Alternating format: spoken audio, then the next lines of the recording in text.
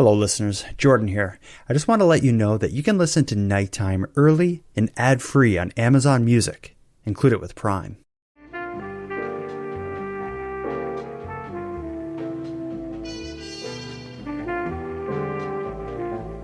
You are listening to the Nighttime Podcast. Hello listeners and welcome back to Nighttime. In tonight's episode, we're going to be focusing our attention on a case that hits close to home for me. In the past, I introduced you to Theresa Gray, a mother who's hell-bent on obtaining justice for her 16-year-old son, Devon Marsman, who's been missing since February of 2022. Although the police had considered it a missing persons case, Theresa made it clear during our prior discussions that she believed her son was the victim of homicide, and that the people he was last seen with were the ones responsible. One of them being Devon's cousin, Treyton Marsmanm. It's been a somber day and a restless 2 years for the family of Devon Marsman. Devon was only 16 when he went missing back in February of 2022, and he was last seen in the Spryfield area of Halifax. Now, moments ago, a march was held outside of the Halifax police station by his family, and Devon's family said it was out of character for him to be out of contact with them. Now, HRP confirms that his disappearance has been suspicious, and they believe that there are people who have information about his case. Now, as for his family, they're demanding justice, and they say they want answers. I spoke with his mother, Theresa, and here's what she had to tell us. 2 years is 2 years too long.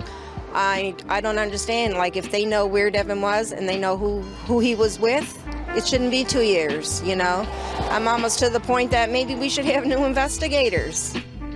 Tonight, we're going to be diving into significant updates surrounding the disappearance of Devon Marsman. Joining Madelayne Klein and I to discuss the case will be Graeme and Kaitlyn, the hosts of True North True Crime, a podcast that's also covered Devon's story, as well as advocate and temporary spokesperson for Devon's family, Lisa Fenton. So let's get into it. Tonight, we're going to explore the shocking and seemingly sudden breakthroughs related to the disappearance, now homicide, of Devon Marsman. So we have a whole panel here tonight. I figured the best way to start is maybe just to go around the panel and just give a bit of a background on our coverage of the case, because that's one thing we all have in common here is we've all covered Devon's story. I'll go first. I did 2 episodes, both with his mom, Theresa. The first one we recorded, I think, about 6 months after Devon's disappearance. Then we did a follow-up on just around the 2-year anniversary of Devon's disappearance. And at that point, she was long tired and exhausted of the police in a way dragging their heels on the case. And at that point, she was naming who she thought did it and basically saying, someone leave a note on my door letting me know where they put my son. And it's, the contrast between those 2 episodes and those 2 discussions, it's pretty wild from my point of view, having sat across the desk from her. But, when these updates we're going to talk about happened, I was shocked and relieved for her because I've seen firsthand, the pain in this woman's eyes talking about this story with her. But True North True Crime, you did one episode. What did you guys do about Devon's case?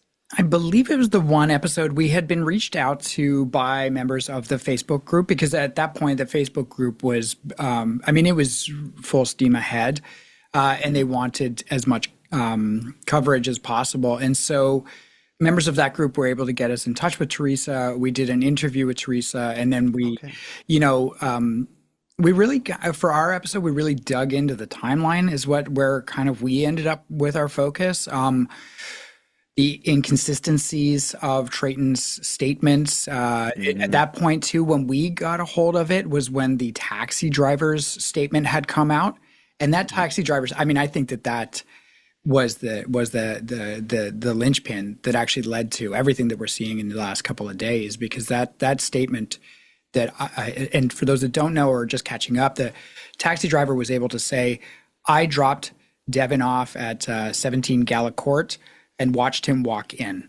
And then there was also audio that connected to that taxi. So that was kind of our sort of take on things. We were really hammering into that timeline and the kind of lies that were told to cover up this murder. Yeah. Yeah. And I think we we really wanted to focus on the timeline for this case and just like all the details, because our audience we do have all over Canada, but there are just a lot of people on the West Coast. And I don't know that this case got a ton of coverage on the West Coast.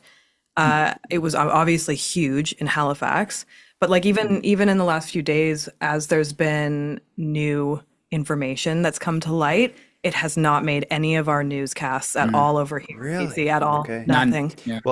Well, it gets news coverage here in Halifax and in Nova Scotia, but it really gets discussion online. And I think a part of the reason for that is from the very beginning, there was clear suspects that almost unanimously people thought like, well, of course they did it. It's just a matter of, the right information coming out and, and charges being laid. And when the public feels like that, they want justice and they rally online to like, we're not going to let these people get away with this. Yeah. So I think a lot of that is what fuels the online, discourse around this case. And now, Madelayne, you did a lot about Devon, and I don't know if you did like a full-length video, but you've been doing regular updates. What have you had going on? Yeah, it started just with a regular TikTok crime talk video that I usually did. I actually know one of his distant family members. So she messaged me in October of 2022, and she said, my auntie's nephew has been missing since February, and they just deemed it criminally suspicious. And like, do you think you could put something out to your followers? And she got me into contact with Theresa. And so I called Theresa, we talked for a bit, and yeah, I made just a short little TikTok video. This was at the time, though, when there was still hope he maybe could be alive, and he was just out of the province or out of the country, and there was human trafficking getting thrown around, and then I've updated as stuff has come out. So yeah.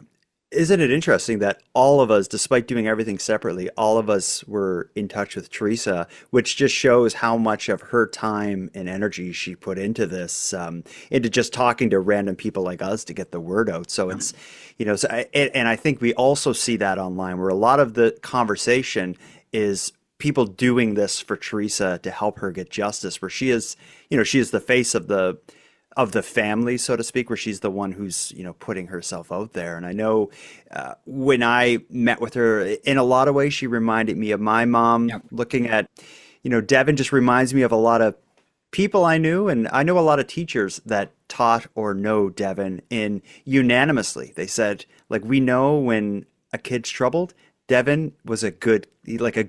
Mm-hmm. And, whatever happened to him was something evil that happened to him because he was, in his heart, a good kid. Yeah, I wonder if there's some drive because it was a family member for Theresa. Like because we've covered a lot of cases where everyone kind of feels like they know who the suspect is. And, and it's a stranger attack or it was drug related or whatever it was. And then sort of the passion for it wanes.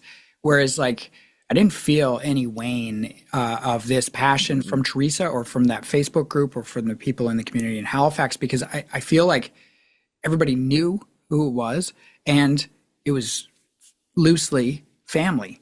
And I think there's a sting there that it's just like, this is not going away. This is, we're not letting this happen. And not only did the public have like a clear sights on the people they thought that did it, those people were still in the city, putting themselves out there on social media, being seen, and like the suspects in this disappearance/murder, now discussed as a murder, were seen like in nightclubs downtown, drinking and dancing.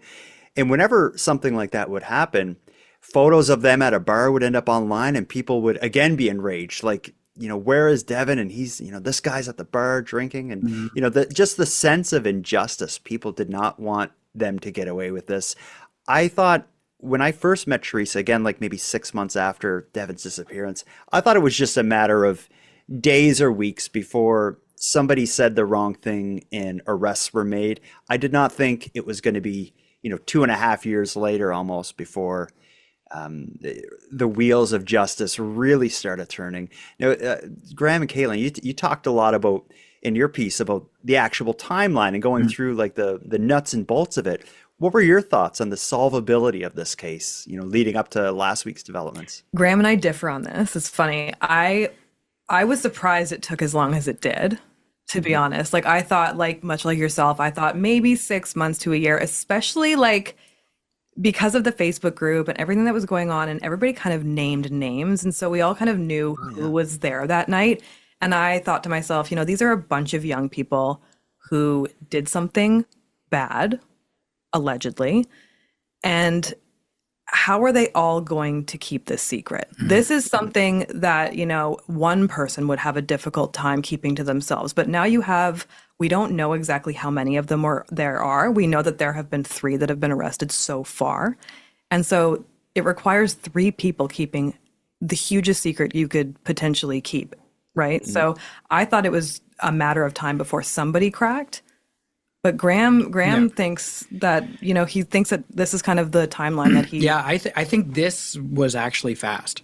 And why I say that is because when it comes to... I've learned a lot about law enforcement in the last couple of years, especially in Canada. I've learned a lot about crown prosecutors in Canada and our justice system. And in order to get the things that they need to get, like an information to obtain, which is, the Canadian version of a search warrant or whatever, you have to, you've got to be very specific for a judge to give you that. Like to impede a Canadian's rights to enter their home, to detain them, to put them into jail for any period of time, it needs to be quite airtight. And that's just for the suspicion. Like, so an example is like, if they say that they know a stolen car is in the garage, then the ITO that the member puts in, the search warrant is only for the garage. Like, it's not like they're just going to kick doors down and look through houses. So like, where were they going to begin, and what would the ITO look like, and what would they have in there? And so, and another thing I just want to add to that is that if you look at Treyton's history, there was one time he was pulled over, in possession of a firearm, and he wasn't pulled over by a traffic cop. He was pulled over by the Guns and Gangs Task Force. So that means he was like, they don't do traffic stops.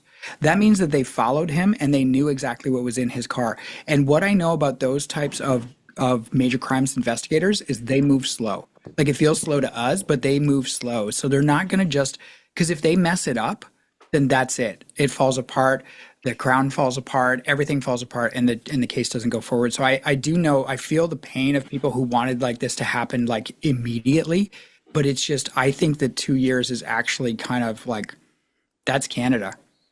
Yeah. Well, we'll get into what we think may have led to the development, but my thought always was what would break this case is a breakdown of some relationship within the people who know what happened. And, at the time that this happened, 2 and a bit years ago, these people would have been in their late teens, early 20s for the most part. And I feel like at that point of your life, relationships really come and go. And once whoever did the least is far enough away from the others, that's when the story is going to come out. And that's kind of that's always been what I thought would lead to a break in this case. How about you, Madelayne? What were your thoughts on this leading up to the developments? I thought the same as you. I thought like this is gonna be evaporated pretty quick. Just there's gonna be a smoking gun of some sort. I thought because the 3 suspects in question were all very young. You know what they say: 3 people can keep a secret if 2 of them are dead. Yeah, mind you, I'm very naive. I think the world is a lot smaller than it actually is. So I'm thinking, oh yeah, like in the event that there is a body, it'll be found in no time. Someone will talk, someone will slip up, but no, I wasn't expecting 2 years. But Graeme, you make excellent points, and that all makes a lot of sense, what you just said. So yeah. And of the publicly discussed suspects, there were 3 of them. One was underage at the time. We won't use their name. There was Devon's cousin, Treyton, who has a colorful history of problems with the law. And then there's Emma Casey, who at the time was Treyton's girlfriend. My thought is, if Emma and Treyton break up, that's when the story is going to come out. They've been broke up for a while, as far as I know. So when I heard of the first development, that's really where my mind went. I'm going to play a short news clip here. This was aired just last week on the 17th of September. And this was the news clip that really opened up the conversation about this case. And I should also add that when this news broke, the clip that I'm going to play, I did not see this coming at all, and I don't think anybody did. So this was a complete shock. But here's what we heard on the 17th of September. This is a sad day for our community. Police in Halifax are now treating Devon Marsman's disappearance as a homicide after human remains were found. They believe the remains belong to Devon, but are awaiting official confirmation from the medical examiner's office. We have also charged 2 individuals in this case. Yesterday, at approximately 2 p.m., investigators arrested 26-year-old Treyton Alexander Marsman and a 20-year-old man who was a youth at the time of the murder. Treyton has also been charged with indignity to human remains and obstructing justice. We can confirm that there is a familial relationship between the two. Can you share what that relationship is? We just confirmed that they do have a familial relationship. The younger man has been charged with accessory after the fact to murder and obstructing justice. Devon was last seen in the Spryfield area in February 2022. He was 16 years old. He was reported missing to police on March 4th. His mother has been calling for justice since he disappeared and launched a community search before police deemed the case suspicious in June 2022. She has remained steadfast in her call for justice. There are details police could not share, including when the remains were found or a potential motive, saying they do not want to jeopardize the outcome. But they say these charges do not mark the end of this lengthy and complex investigation. We do plan on making arrests and laying charges in the future. We would like to compel people that are in the community that may know more about this right now to come forward. I have so many thoughts. Yeah. So that news clip, it really blows the case wide open, because up until this point, the disappearance of Devon Marsman was deemed to be suspicious. Right. Yeah. The news clip is, we found a body. It's being investigated as a homicide, and 2 people are arrested. So it's exactly like what the case needed. It just, again, blows the doors wide open. Maybe Graeme, you want to take this. Is when you hear this news, when you heard this news, what was your thoughts? Well, I mean, I got chills, to be honest with you, because we all, this group of people here now, and the people who have listened to our episodes, we were all quite invested, and we all knew what the outcome would be. And then imagine that news story had been and the individuals were strangers to Devon. We would have all been like, what? I don't understand. We got this so wrong. Right. So I got chills, and even just, hearing just how steadfast. I just want to throw a huge shout out, Halifax Regional Police Service, who handled this case, from the very beginning, when they put out that $150,000 reward, that's odd. It doesn't happen. And that's a lot of money. That is if you're 18, 17, 18, 19, 20, and you're holding a secret, that is life-changing money for a lot of people. And so that was a huge thing. They never said they weren't taking it seriously. And then they slow and steadfastly put a case together to be able to stand in front of a press conference and say, we've got a body or remains. We've got 2 people and more to come. I love that. More to come. Oh, yeah. More arrests are expected. It's one thing to say the investigation's ongoing, but this is we're not done here. We're not done. We've taken this very seriously. And then, and also, we can confirm a familial relationship with one of the individuals. It's just solid police work, I think, Yeah, the reward, just to be clear, it's actually the province of Nova Scotia. They have the Reward for Major Unsolved Crimes program, which offers a huge reward, $150,000 for information leading to arrests in specific cases. Devon's was one of them. And again, hearkening back to earlier in our talk, my thought about the solvability of this case is if somebody has a pretty good idea of what happens, $150,000 that can definitely make a 22-year-old, open their lips and change your life and get you away from the bad people you're associated with. Yeah. I'm really interested to find out if that reward's going to be claimed when all this is said and done. Well, it's interesting you say that too, because I can say that there's articles out there that back this up, but Crime Stoppers, Toronto Crime Stoppers no longer offers rewards because the vast majority of people who were tipping didn't want a reward. So now they're taking the fundraising and they reinvested in the community. So, and I know this isn't the same as Crime Stoppers, but there's a change going on in our communities right now where people just want the bad person off the streets more than they want the money. And it's, because the Crime Stoppers rewards was a huge thing in the 70s, 80s, and 90s where it's like, yeah, you can make some money by tipping on somebody. But now it's like actually just like, I just want this guy off the streets. Yeah. And in this case, with the first two arrests, one person we can't name because they were underage at the time, and that's going to be the courts will decide if they're going to be tried as a minor or as an adult. That time will come. But the other arrested is Devon's cousin Treyton, who from the very beginning, that was who the public was pointing their finger at. Theresa seems to have been right since the beginning, which is no surprise at all. But there was another name that was tossed around from the very beginning with Treyton, who at the time was Treyton's girlfriend. Her name is Emma Casey. So I'm going to play the next update. This actually aired on the news this morning, the latest on this case. Good afternoon. Last week was a sad week for our community as we shared the details of the Devon Sinclair Marsman homicide. At that time, we said we anticipated further arrests, and today I can confirm that a third person has been charged. Yesterday at approximately 10:15 a.m., investigators with the HRP RCMP Integrated Major Crime Unit arrested 23-year-old Emma Maria Meta Casey in Dartmouth.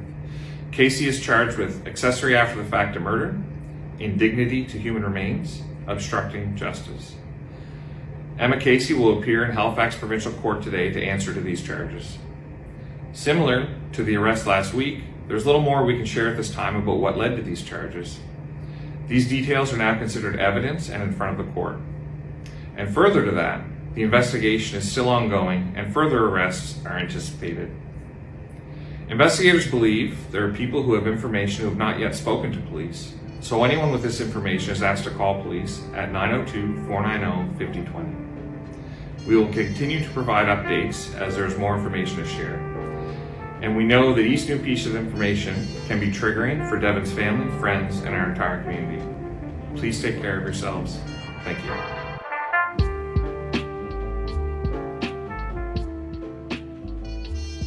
So this surprised me today when I heard of Emma Casey's arrest, because here was what I had thought from the beginning is Emma and Treyton were together at the time of Devon's disappearance and murder.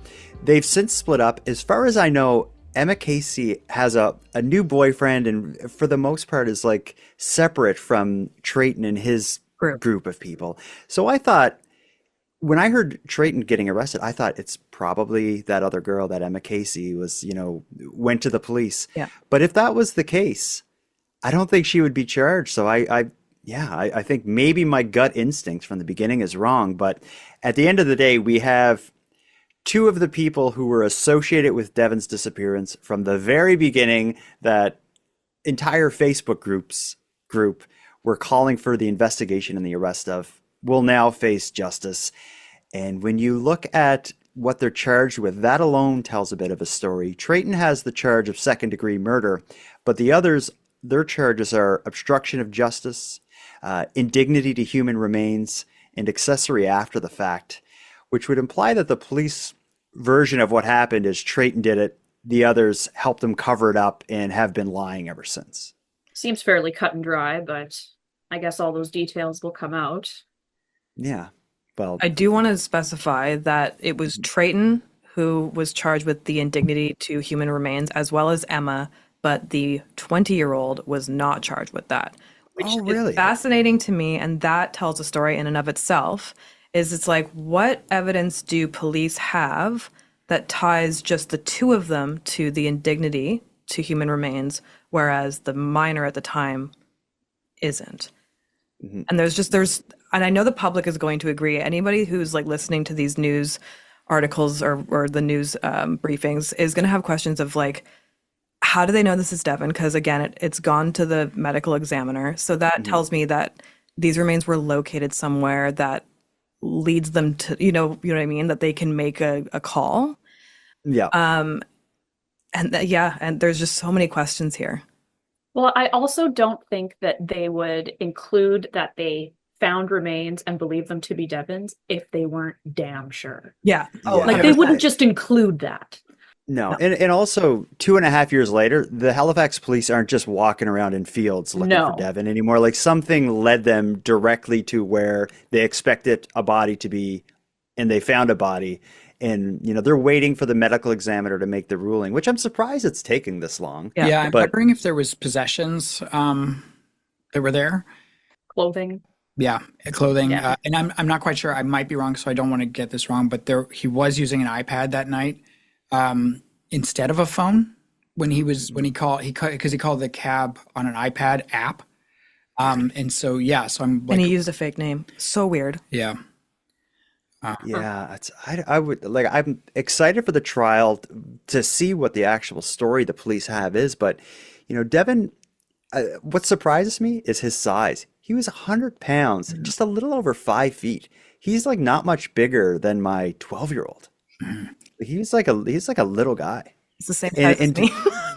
And to think of him mixed up with like these people associated with guns and human trafficking and drugs, I just have no idea what brought him into this. But then again, Treyton's his cousin, so maybe there was a bit of safety with getting associated with bad stuff through your cousin. Well, if he was 16, his cousin was 24, he probably felt pretty cool hanging around his older cousin, who was a little, whatever, gangster, and all of his little friends that acted the same way. So yeah, but these are bad dudes. And in this Emma Casey, here's another, like, I don't know where this is going to go, but I can only imagine that during the trial, a part of her defense is likely going to be something along the lines of, Treyton was, I was doing what he forced me to do or told me to do, I or was something. threatened. I felt threatened. Yeah. If you look into her, she is very violent. Even today, since the arrest, I was sent a collection of videos of her physically and violently attacking other people.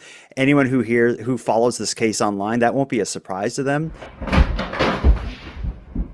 Emma, get her!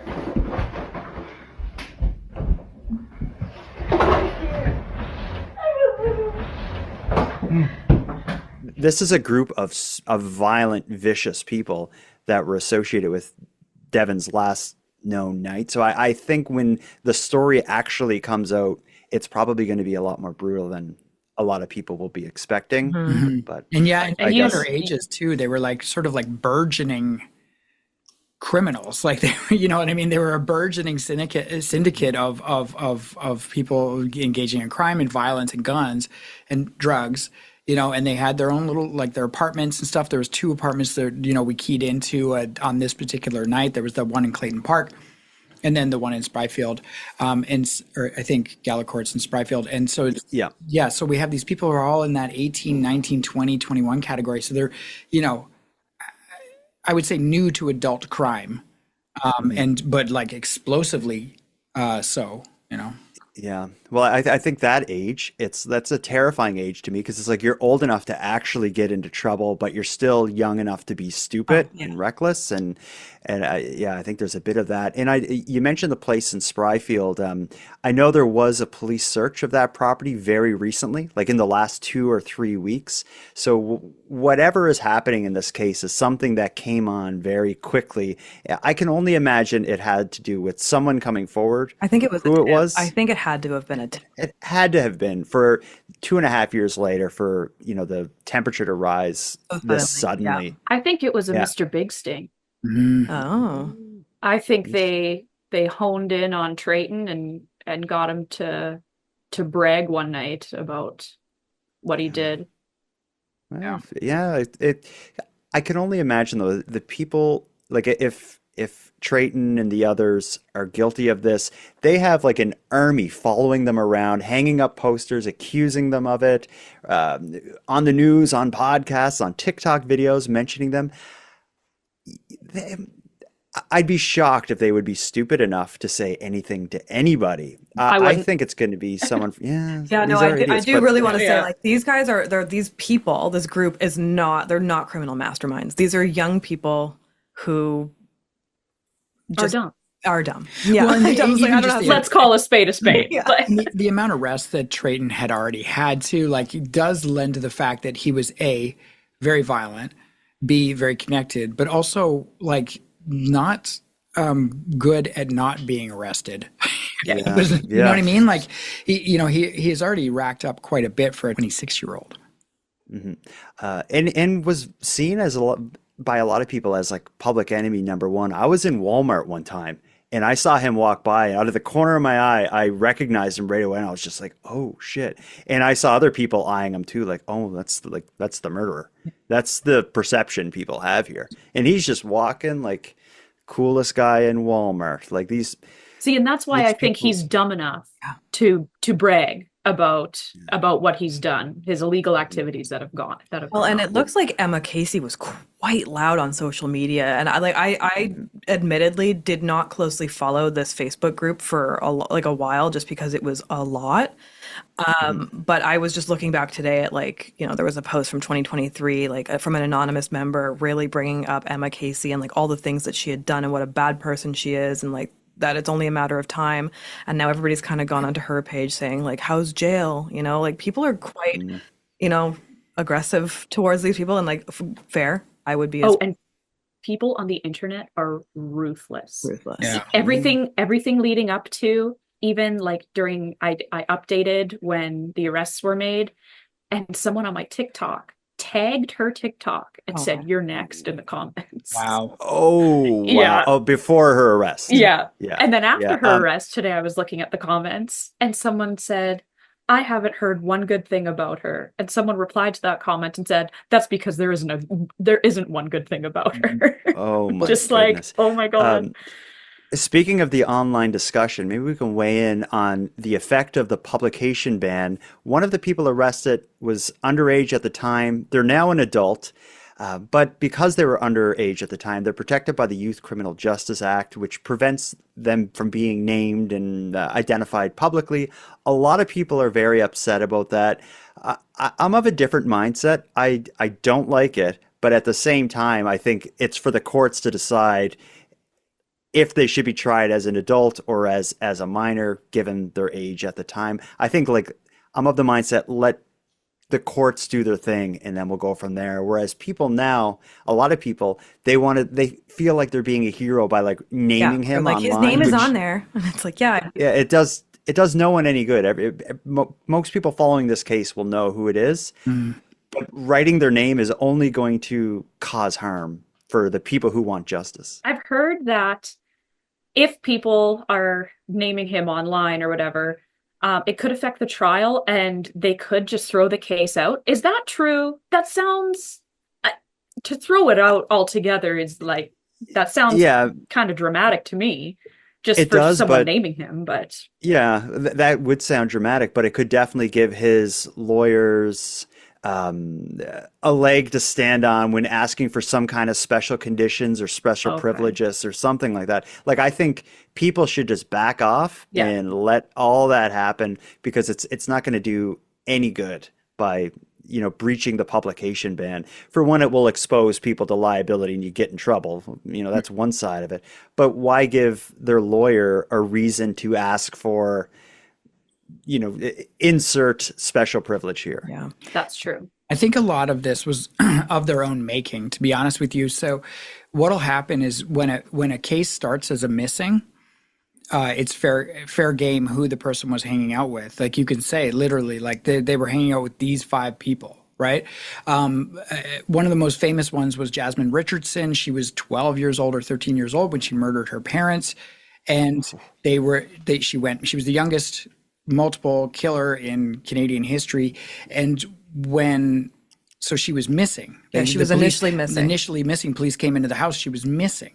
And so they put out a bulletin, this girl is missing. And then when they found her, it turns out she did it and she was arrested. And then they tried to put the genie back in the bottle and have a publication ban. And all of the court documents say JR, and her name is, and everything after that, where she was released from, all that kind of stuff was all hidden behind publication bans. And that's fair. We do that for youth for a reason. But in this case, this person was one of the last people to be seen with Devon. And so their name is in the public square now because this started as a missing. Like, so it's like actually his own fault that his name is out there because he was associated with this case. And if he was so closely associated that he got a charge, he could have stopped all of this on day one by simply going into Halifax Police Service and saying, this is what happened. And I was a part of this. And he's a juvenile. So he would our Canadian justice system works in a certain way with regards to rehabilitation of youth. His charges are, the sentencing is going to be quite limited. Well, and they'd look at him and say, you came forward. And they would take that into account during sentencing and everything. So he would have gotten nothing. He would have, especially if he had turned on a Treyton with the true story of what occurred. So, and I just want to say, I don't want to name him. It's not I don't want anybody in the public or on social media to be like, his name is this, because it's not helpful, we've hidden some comments. Yeah, and at the end of the day, we want this case to go forward as smoothly as possible and for the people involved to face an appropriate justice, Well said. I want to kick into a different gear here. I had the chance last night to speak with Lisa Fenton, who is an advocate for Theresa Gray, for Devon Marsman and Theresa Gray, and in many other cases across Nova Scotia. But she's serving as a spokesperson for Theresa Gray. At this point, given everything that's going on, of course, Theresa's not able to sit down and talk to everybody. I've had a chance to have a conversation with Lisa about the reaction within their community of these arrests. And she also discussed some kind of next steps and some things that are coming forward within the sphere of the close advocates that have been surrounding Theresa. So I'll play that now.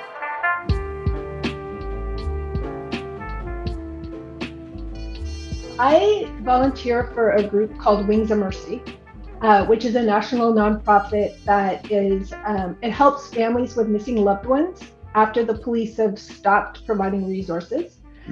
And so oddly, Sarah Plowman had interviewed Theresa, and she realized after her first interview that this was a family that was going to need some support. So I had met Sarah on the Dylan Ayler case. And so she called me after interviewing Theresa and said, hey, can you talk to this mom? She is going to need more. The police aren't going to do what she's going to need. And so our policy is that we can't reach out to families. They have to reach out to us. Interesting. So I told Sarah, have her reach out to me. And so it was April 28th, 2022. And Theresa sent me a message that said, hello. Wow. And from that day, we have talked pretty much every day. Theresa's just one of those people, as I'm sure you know, that is just absolutely phenomenal. And as soon as you talk to her, you just have this instant bond. And so unlike any other case that I've worked on, which aren't a lot, but unlike any other case, we just had this instant connection. And just for people who are listening that may not know the name Sarah Plowman, she's a journalist. So you got connected through a reporter that saw the need and made this connection, which I think just speaks to how effective your group is and how much there is a need for this type of work. Yeah. So what I want to get a sense of is these arrests were just made a little over a week ago, I believe, from the time we're talking now. Can you give me a sense of what the reaction from the members of your community have been? And when I say community, I mean the people on social media who are closely following this case. What has been the overall general reaction?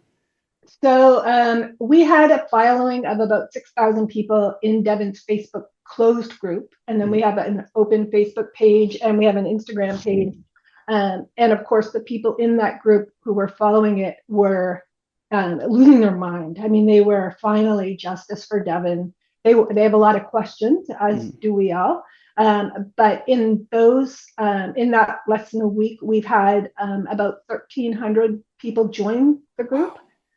Just some saying, I'd never heard of this case before. I want updates. Some saying, I've been following it on my own. I want to keep apprised to what's going on. And others just being curious. We've had to block a few people who we know were related to Treyton.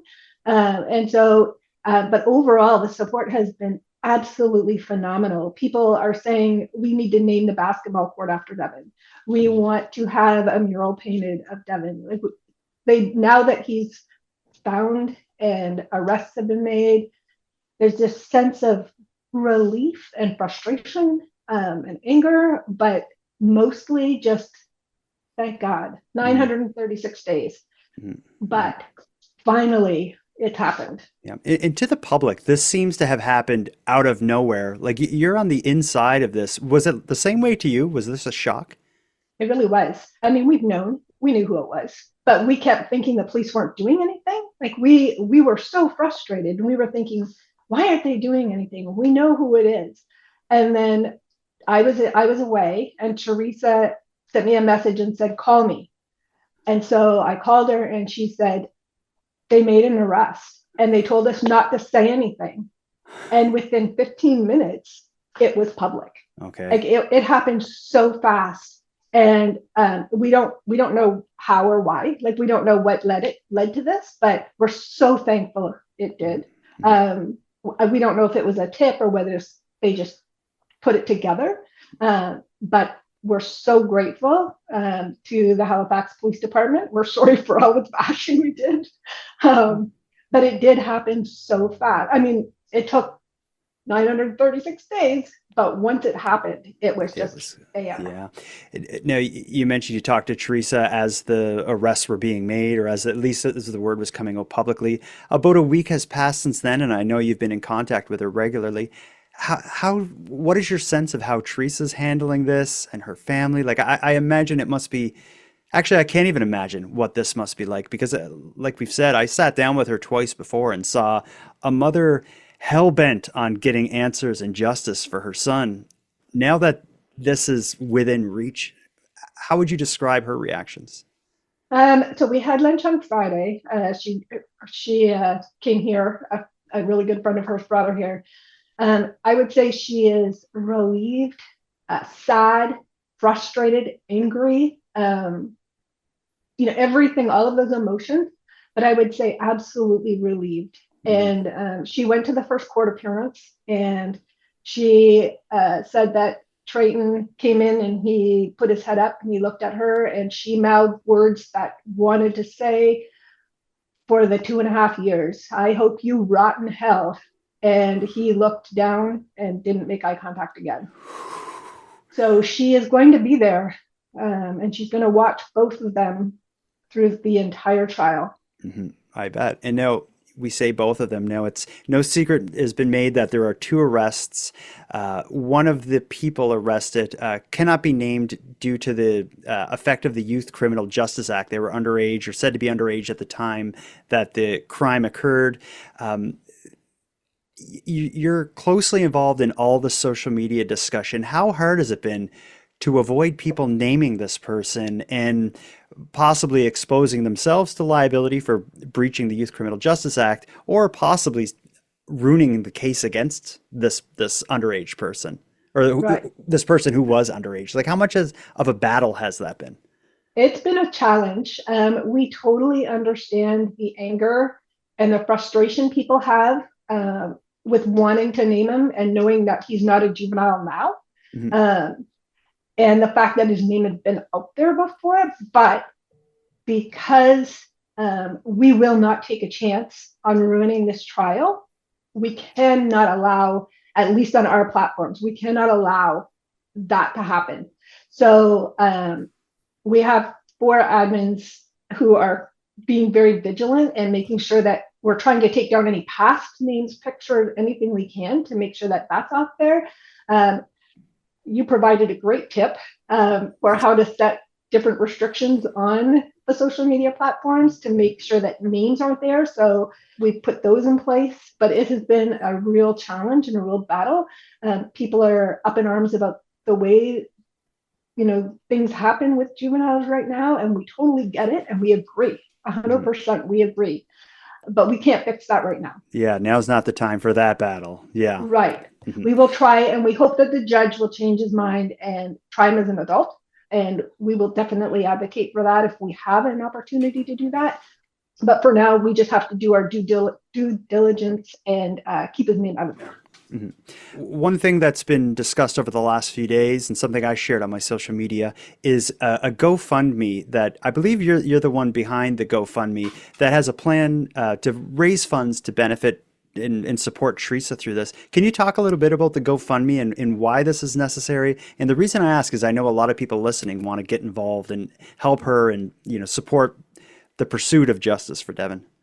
Right. And I launched the GoFundMe, but it came because a lot of people asked me to do that. So I have never done a GoFundMe before. And so the reason behind it is, first of all, we want to make sure that the family can have a celebration of life when the time comes, which will be later, probably later in October. Obviously, we have to wait for the coroner to release Devon's remains. However, the main reason, the number one reason is Theresa has worked in a hair salon her entire adult life. It's a small salon. She does not get paid when she takes time off. She has worked through this entire thing. She took time off when she had COVID because she had to, but she has worked. I don't know another mother who could have done that, but she's the sole income for her family. And so if she doesn't work, she will lose her housing. She won't be able to feed her family. She won't have a car. We want her to be able to attend court every single day. We want her to be there when they explain why they did what they did to her son. When they have to face a jury and say that they took Devon's life and why. And she wants to be able to look them in the eye and have them explain that to her. So in order for her to do that, we need to be able to have her have some sort of cushion to be able to pay her bills. So the least we can do as a community is be able to supplement that by giving $5 or $10, whatever we can afford to do, so that we can be Devon's voice in that courtroom, so that that mom can be there and get justice for her boy. Thanks for explaining that. Because I know a lot of people, like when you're online and you see a GoFundMe, a lot of people, and rightfully so, get cautious or suspicious. But when you hear why it's necessary, it makes total sense. I completely get it. And I'm gonna, anyone listening to this, I'm gonna provide a link in the episode description so they can click and support it. And I vouch, like this is a GoFundMe coming from you, someone I trust, to support Theresa, someone I trust. So I support it 100%. Only other thing I'd like to ask is, other than the GoFundMe, for people who want to support Devon and want to show their support for Devon, what do you suggest people do? How do we help? I think keep his face and his name out there so that the community, the legal system, this is, it's not just a Devon thing. We need to stop the violence in our community. There has been so much violence. Just in the time since Devon disappeared, his friends lost another friend to murder. They lost another friend to suicide because of all the trauma in their community. And this is, his friends have gone through so much, and they're 20 years old. Kids. And that's the oldest of them, 20, 21 years old. Devon's sister, same thing. So we need to continue to share Devon's story so that we can stop this from happening to other people. I don't want to call this a happy ending, but it's as happy as it's going to be.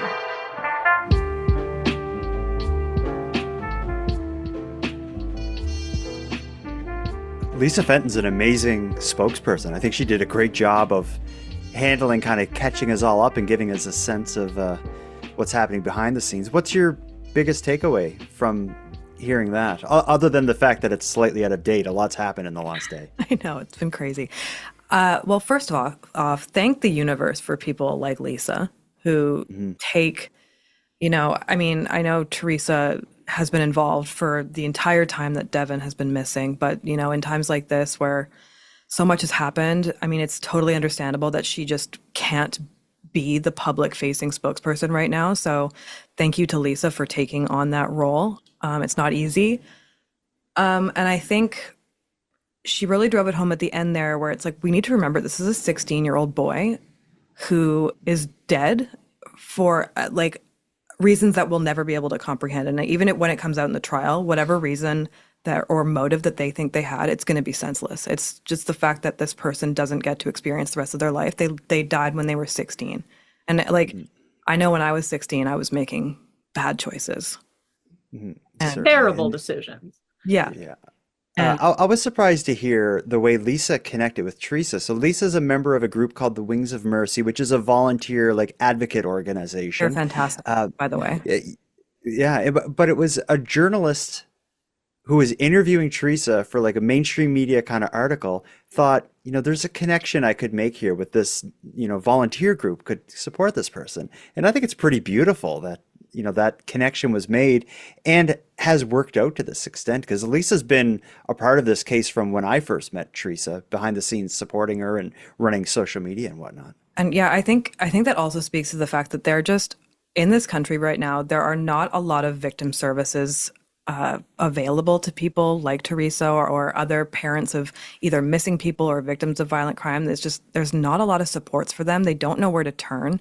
And maybe Graeme, you could speak to that more. Well, I mean, there's two types of victim services that I'm aware of. One is usually community-based, and that's usually for power crimes, women escaping violence and that kind of thing.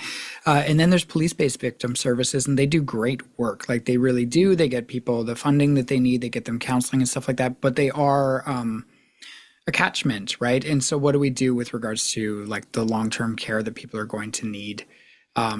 Financial care. Like financial care, emotional, like counseling, post-traumatic stress disorder, the amount of days that they lose. Like, and that was one of the things that struck me the most too, in speaking to Teresa was, I know we said it earlier, is that like Teresa kind of reminds you of your own mom, right? And it's like, my mom worked retail, like they were just working class people. And my mom was also a hairstylist. Yeah. And she, like, if she had to miss a day of work, it would have been horrible. Like that's, they don't make a ton of money. And so like all those days of work really matter. Yeah. And so that GoFundMe is important. And I was out doing dumb stuff at 16 years old too, right? I was around some very like bad people, and it could so easily have been different for me. And then my parents, who didn't have resources available to them, would have been going through this. It's such an emotional case, and I know I'm just a bystander. But we do care about the subjects we cover and the people that we talk to, which is why we talk to them, right? Like, because we generally do think we can help with the awareness. And it's really heavy. But I am, Kate, you're right. We're so glad there are the Lisa Fentons, and there's lists of names that we could give. And a lot of them would actually prefer to remain anonymous. They work for Please Bring Me Home. They work for Wings of Mercy. They do all this work setting up Facebook groups and all that kind of stuff to help people. And, it's pretty powerful stuff. What do you think of that moment she shared of Teresa in the courtroom when Treyton came in, making eye contact and mouthing the words, "I hope you rot in hell"? Good for her. Yeah, Good for she's her. been waiting a while to say that. Yeah. Well, Teresa is a powerhouse of a woman. Like, she has never given up. She has, as Lisa stated, like, she's fought every day since Devon went missing. And when Lisa was saying they thought that the police weren't doing anything, the police were probably scared of Teresa and said, she's not going away. We better find her kid. Like, hell hath no fury like an angry mother. Oh, and yet Teresa she's such a powerful woman. Yeah. And a lot of people following this, we want to see justice, but I think people there's a lot of reasons you want to see justice. Devon's a young kid. Teresa's a mother with a broken heart in the public eye that we all see. And it's, this case, it's horrific and it's horrible, and anything but an appropriate outcome is like unacceptable. 100%. And I think it's important to know that like there was a lot of stuff done through social media to Teresa as well that was incredibly negative. Like, so I was just going through an old email thread between myself, Teresa, and Lisa, and we had somebody reach out to us by the name W.R. Cleveland, and they stated, "Guess you guys don't fact check your stories."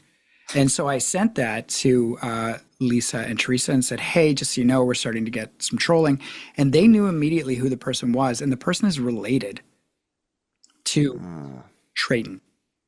So like they were dealing with that kind of stuff the whole way through too, right? They were being told that they were liars and that they were wrong and that they've got it all wrong and they need to stop and stuff like that. And guess what?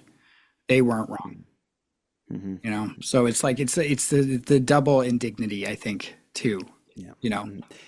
Now we're this trial. It's probably going to be a little bit before things really start running. But I plan, like I'm in Halifax. I'm going to take every opportunity I can to attend this trial in person, which I've always wanted to be able to like just set time aside and go every day to watch a trial happen. And I'm really going to make an effort to make it happen in Devon's case. I want to be there for every step of it. And I hope the GoFundMe is a success. And the idea that Theresa's not able to be there every day is unfathomable. Yeah.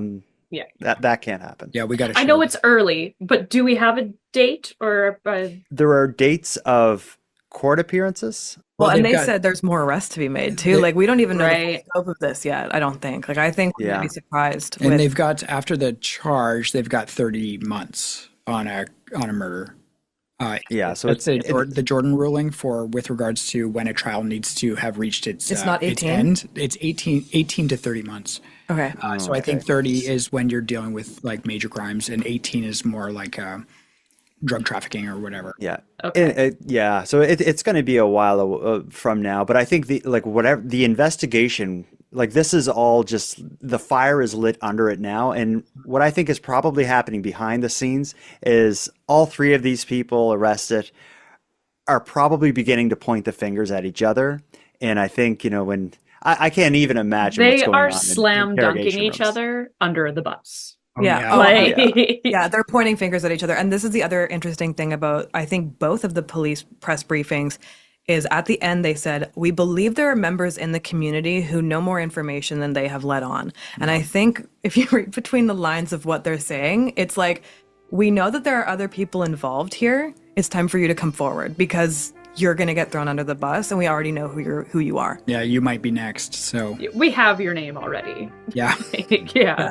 It's better to just come in. And we have your initial statement that we've got you locked into that is now going to be different from what you're going to say too, right? Yeah.